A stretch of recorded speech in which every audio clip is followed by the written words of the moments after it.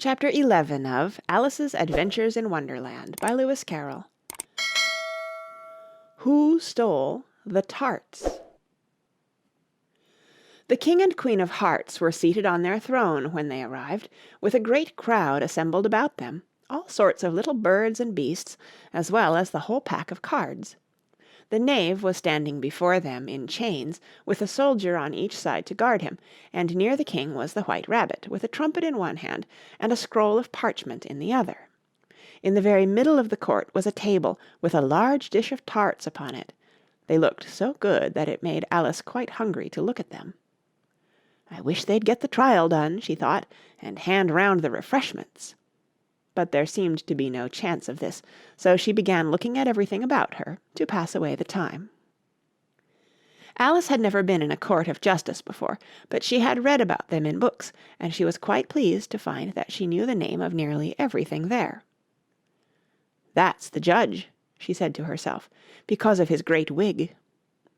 The judge, by the way, was the king, and as he wore his crown over the wig (look at the frontispiece if you want to see how he did it), he did not look at all comfortable, and it was certainly not becoming. "And that's the jury box," thought Alice, "and those 12 creatures—" She was obliged to say creatures, you see, because some of them were animals and some were birds. "I suppose they are the jurors." She said this last word 2 or 3 times over to herself, being rather proud of it, for she thought, and rightly too, that very few little girls of her age knew the meaning of it at all. However, jurymen would have done just as well.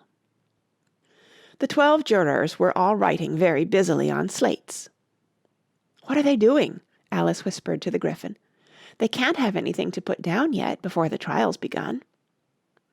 "They're putting down their names," the Gryphon whispered in reply, "for fear they should forget them before the end of the trial." "Stupid things," Alice began in a loud, indignant voice, but she stopped hastily, for the White Rabbit cried out, "Silence in the court!" and the king put on his spectacles and looked anxiously round to make out who was talking. Alice could see, as well as if she were looking over their shoulders, that all the jurors were writing down "stupid things" on their slates, and she could even make out that one of them didn't know how to spell stupid, and that he had to ask his neighbor to tell him. "A nice muddle their slates'll be in before the trial's over," thought Alice. One of the jurors had a pencil that squeaked. This, of course, Alice could not stand, and she went round the court and got behind him, and very soon found an opportunity of taking it away. She did it so quickly that the poor little juror—it was Bill, the lizard— could not make out at all what had become of it, so, after hunting all about for it, he was obliged to write with one finger for the rest of the day, and this was of very little use, as it left no mark on the slate. "Herald, read the accusation," said the king. On this the White Rabbit blew 3 blasts on the trumpet, and then unrolled the parchment scroll and read as follows: "The Queen of Hearts, she made some tarts, all on a summer day. The Knave of Hearts, he stole those tarts, and took them quite away." "Consider your verdict," the king said to the jury. "Not yet, not yet," the Rabbit hastily interrupted. "There's a great deal to come before that." "Call the first witness," said the king, and the White Rabbit blew 3 blasts on the trumpet and called out, "First witness." The first witness was the Hatter. He came in with a teacup in one hand and a piece of bread and butter in the other. "I beg pardon, your Majesty," he began, "for bringing these in, but I hadn't quite finished my tea when I was sent for." "You ought to have finished," said the king. "When did you begin?" The Hatter looked at the March Hare, who had followed him into the court, arm in arm with the Dormouse. "14th of March, I think it was," he said. "15th," said the March Hare. "16th," added the Dormouse. "Write that down," the king said to the jury, and the jury eagerly wrote down all 3 dates on their slates, and then added them up, and reduced the answer to shillings and pence. "Take off your hat," the king said to the Hatter. "It isn't mine," said the Hatter. "Stolen!" the king exclaimed, turning to the jury, who instantly made a memorandum of the fact. "I keep them to sell," the Hatter added as an explanation. "I've none of my own. I'm a Hatter." Here the Queen put on her spectacles and began staring at the Hatter, who turned pale and fidgeted. "Give your evidence," said the king, "and don't be nervous, or I'll have you executed on the spot." This did not seem to encourage the witness at all. He kept shifting from one foot to the other, looking uneasily at the Queen, and in his confusion he bit a large piece out of his teacup instead of the bread and butter. Just at this moment Alice felt a very curious sensation, which puzzled her a good deal until she made out what it was.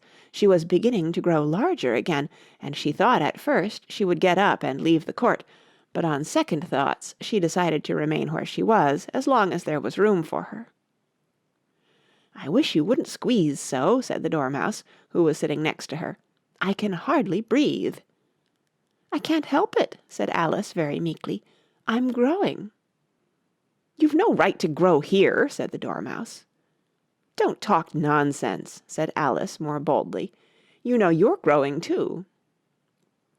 "Yes, but I grow at a reasonable pace," said the Dormouse, "not in that ridiculous fashion." And he got up very sulkily and crossed over to the other side of the court. All this time the Queen had never left off staring at the Hatter, and, just as the Dormouse crossed the court, she said to one of the officers of the court, "Bring me the list of the singers in the last concert," on which the wretched Hatter trembled so that he shook both his shoes off. "Give your evidence," the king repeated angrily, "or I'll have you executed, whether you're nervous or not."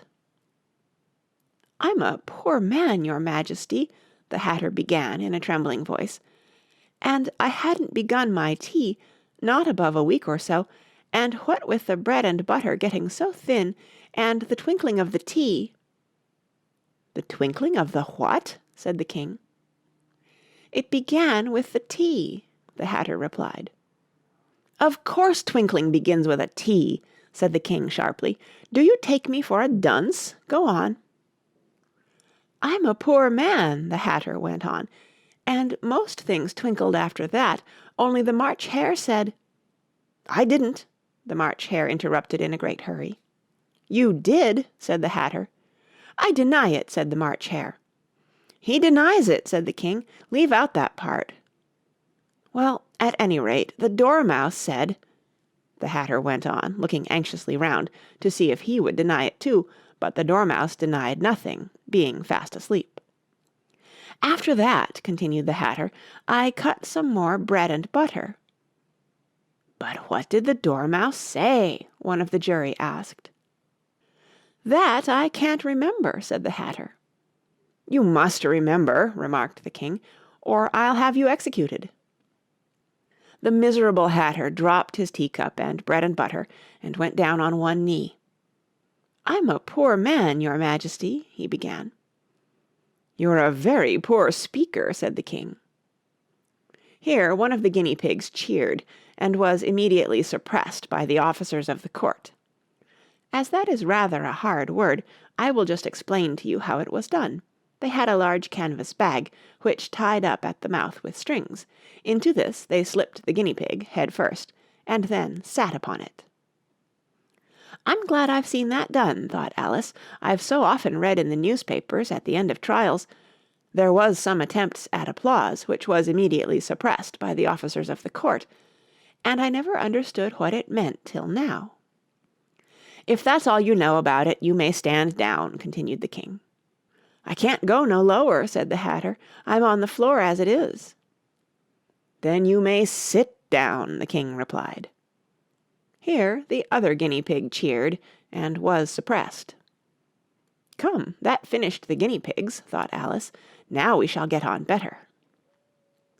"I'd rather finish my tea," said the Hatter, with an anxious look at the Queen, who was reading the list of singers. "You may go," said the king, and the Hatter hurriedly left the court, without even waiting to put his shoes on. "And just take his head off outside," the Queen added to one of the officers. but the Hatter was out of sight before the officer could get to the door. "Call the next witness," said the King. The next witness was the Duchess's cook. She carried the pepper box in her hand, and Alice guessed who it was, even before she got into the court, by the way the people near the door began sneezing all at once. "Give your evidence," said the King. "Shan't," said the cook. The King looked anxiously at the White Rabbit, who said in a low voice, "Your Majesty must cross-examine this witness." "Well, if I must, I must," the King said, with a melancholy air, and, after folding his arms and frowning at the cook till his eyes were nearly out of sight, he said in a deep voice, "What are tarts made of?" "Pepper, mostly," said the cook. "Treacle," said a sleepy voice behind her. "Collar that dormouse!" the Queen shrieked out. "Behead that dormouse! Turn that dormouse out of court! Suppress him! Pinch him! Off with his whiskers!" For some minutes the whole court was in confusion, getting the dormouse turned out, and by the time they had settled down again the cook had disappeared. "Never mind," said the King, with an air of great relief. "Call the next witness." And he added in an undertone to the Queen, "Really, my dear, you must cross-examine the next witness. It quite makes my forehead ache." Alice watched the White Rabbit as he fumbled over the list, feeling very curious to see what the next witness would be like. "For they haven't got much evidence yet," she said to herself.